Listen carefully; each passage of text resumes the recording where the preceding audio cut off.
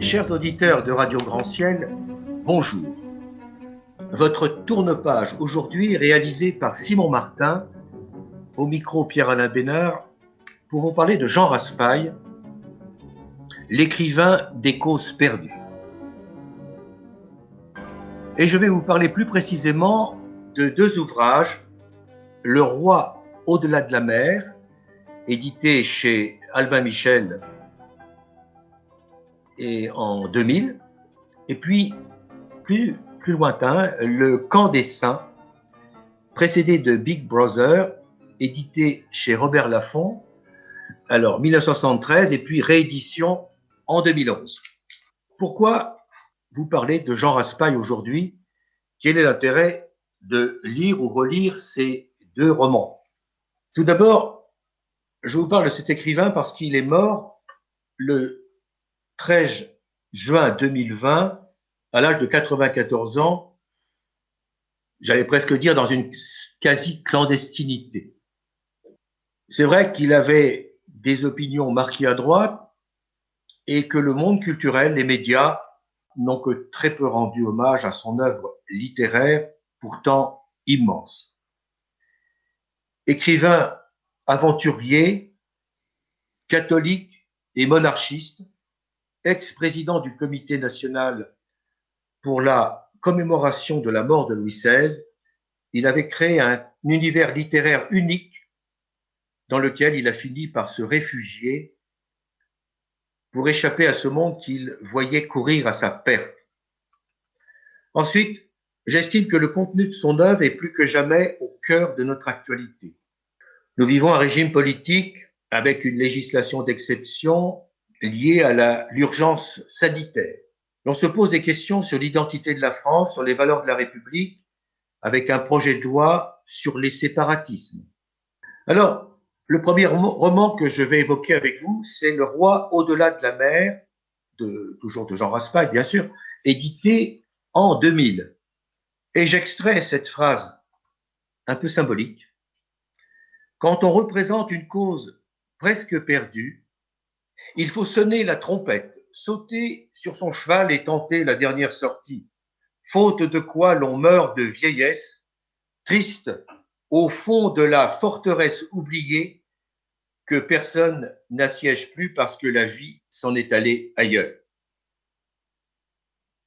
Cette citation du Roi au-delà de la mer illustre bien son auteur, Jean Raspail, homme libre, explorateur, marin, écrivain d'une foi, la foi royaliste, et consul général d'un royaume mythique et oublié, la Patagonie. Les multiples prix littéraires, dont le Grand Prix littéraire de l'Académie française, sans jamais avoir été élu immortel, pour l'ensemble de son œuvre en 2003, salue ainsi une voix qui a su faire mémoire de peuples oubliés, compter des rivages lointains entre imaginaire et réalité, mais aussi défendre une cause ancrée dans notre histoire française, celle du roi. Mais nous savons tous, la France est une république depuis de nombreuses années. Les royalistes n'ont pas complètement disparu et ils continuent à prôner le retour du roi. Et on peut se demander pourquoi Jean Raspail a conduit cette identité politique. Et Jean Raspail nous dit que c'est une décision qu'il a prise car il lui a semblé logique. Car le roi, c'est la manière la plus simple de gouverner un pays. Le roi n'est pas seul, il est issu d'ancêtres présents en France depuis des milliers d'années et façonné par cette histoire familiale intimement liée à son pays. Plus tard, Philippe de Villiers justifiera un peu cette cause dans son ouvrage Clovis. Et puis, rappelons cette phrase qu'adressaient les royalistes au comte de Paris il y a plus de 40 ans, héritier des 40 rois qui en 1000 ans ont fait la France. Mais il y a eu beaucoup plus de 40 rois et plus que 1000 ans. Le roi, c'est l'incarnation de la nation, ce qui n'arrive pas à un président de la République élu pour un court terme, à la courte vision et aux intérêts égoïstes. Le roi, lui, n'est pas élu. Sa fonction lui incombe par son rang et par son sacre, Il y a d'ailleurs un lien mystérieux entre le divin et le roi. Le roi est roi car il est aidé par la grâce divine reçue par l'onction de l'huile sainte. Il y a une grâce de Dieu dans ce sacre, ce qui n'existe pas avec la République. La légitimité, dit Jean Raspail, se trouve alors du côté du sacré. Et vous constaterez d'ailleurs que les monarchies qui fonctionnent encore en Europe sont celles où le roi a été sacré. Bien sûr, on constate aujourd'hui justement une certaine perte du sacré dans nos sociétés. Et si le roi revenait, bien, Jean Raspail nous dirait que le pouvoir royal est héréditaire et est tout aussi naturel que le rythme des marées.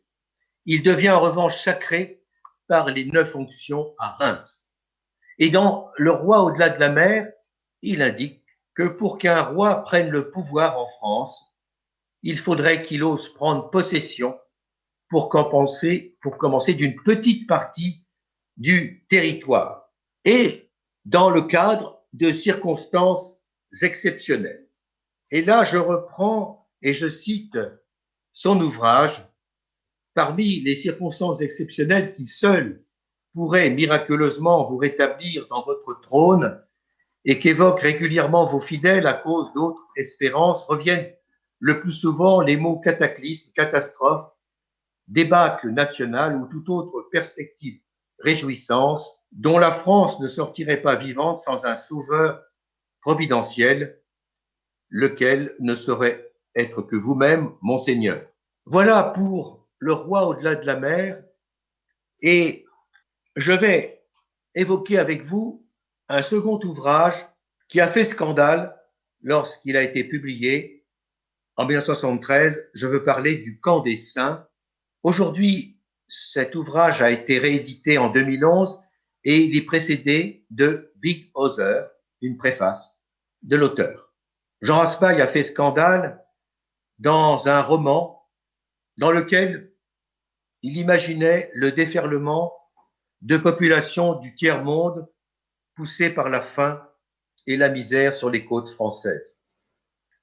1 million de boat people prenaient pied sur notre territoire en avant-garde d'une inéluctable invasion.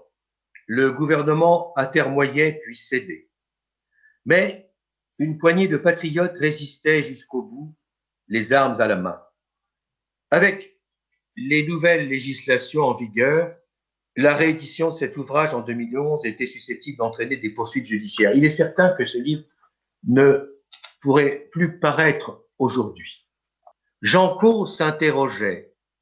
Et si Jean Raspail, avec Le Camp des Saints, n'était ni un prophète, ni un romancier visionnaire, mais simplement un implacable historien de notre futur? Mais Jean Raspail répondrait alors que c'est un livre inexplicable, écrit il y a quand même pas mal d'années, 73, alors que le problème de l'immigration n'existait pas encore. Et il dira dans une de ses conférences, « J'ignore ce qui m'est passé par la tête. La question s'est posée soudain à moi, et s'ils arrivaient, parce que c'était inéluctable. Le récit est sorti d'un trait. Lorsque je terminais le soir, je ne savais pas comment j'allais poursuivre le lendemain. Les personnages ont surgi, inventés au fur et à mesure. De même pour les multiples intrigues. Et Henri Amouroux, passionné d'histoire et de démographie, a pu s'exclamer après lecture « Ah mon Dieu, je n'ai jamais vu le prophète de ma vie. Vous êtes le premier. » Le livre trouvait simplement en symbiose avec une question fondamentale devenue aiguë aujourd'hui. Et les tabous n'ont pas fini de sauter depuis. Le style du Camp des Saints n'a pas pris une ride, bien qu'il fasse preuve d'une certaine brutalité qui appartient à une autre époque. On sursaute souvent en lisant ce livre. Jean Raspail dira qu'il a sursauté aussi lui-même, car avec l'arsenal des nouvelles lois, la circonspection s'est installée, les esprits ont été formatés. Dans une certaine mesure, je n'y échappe pas non plus, a-t-il dit. Il parlera de ces lois restrictives à la liberté d'expression. les lois Guesso 1990, Lelouch 2001, Perben 2004. Il y a eu ensuite la HALD et il y a eu ensuite la loi Taubira. Il est clair que le camp des saints serait aujourd'hui impubliable, sauf à être gravement amputé. Cela lui a donné une réputation sulfureuse et il est certain que aujourd'hui, dans la médiathèque, il est classé dans les fictions, bien sûr. Alors, je vous lirai un passage pour illustrer cela. Et c'est un passage d'un président de la République qui annonce cette arrivée massive et qui s'exprime devant la nation. Françaises, Français, mes chers compatriotes, dans 5 heures, à l'aube de ce lundi de Pâques, notre pays aura perdu ou conservé son intégrité préservée depuis plus de 1000 ans. En cette circonstance, nous avons le redoutable honneur de servir de test, d'exemple et de symbole, car d'autres nations occidentales menacées au même moment par des phénomènes de même nature hésitent comme nous à s'y opposer.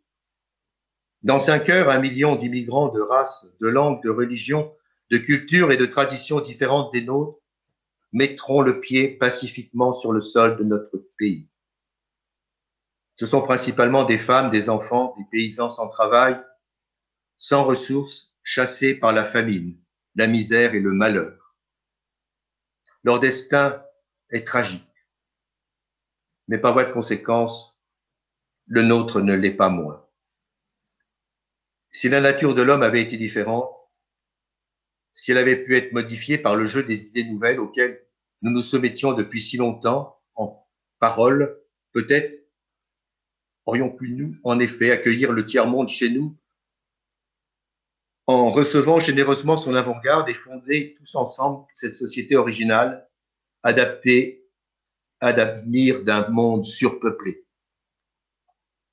Or, il nous faut reconnaître franchement que c'est avec répulsion qu'au dernier moment, notre pays a réagi, délivrant cette note, cette sorte de terreur qui est toujours née dans le passé de l'affrontement des races. Hormis quelques groupes d'idéalistes et d'asociaux irresponsables ou fanatiques, le sud de notre pays s'est vidé de ses habitants. Et le président de poursuivre. Françaises, Français, mes chers compatriotes, j'ai donné l'ordre à notre armée nationale de s'opposer par les armes au débarquement de la flotte immigrante à qui je refuse solennellement la dernière chance, justement, pour vous conserver les nôtres. Il s'agit là d'une mission. Et brusquement, la voix du président se brisa pendant plus de 30 secondes. Et puis, il reprit. Il s'agit là d'une mission atroce. Quand mon âme est consciente, je demande à chaque soldat, chaque policier, chaque officier de mesurer très exactement. Chacun demeurant libre ensuite d'accepter ou de refuser. Dieu est difficile, savoir pourquoi l'est plus encore, mais je le sais. Mais je n'ai pas le doigt sur la gâchette et la chair d'un malheureux à quelques mètres de mon âme. Mes chers compatriotes, quoi qu'il arrive, Dieu nous garde ou nous pardonne. Si vous ne voulez pas lire ce roman de 390 pages, je vous invite tout au moins à lire la préface, quelques pages. Prophétie ou fiction? À vous de juger. Ce livre, comme la plupart de ceux que je commente sur cette antenne, est classé dans la rubrique fiction de la médiathèque L'Apostrophe de Chartres. Vous le trouvez bien sûr chez votre libraire. Je vous remercie de votre fidélité et je remercie une fois de plus Simon d'avoir réalisé cette émission.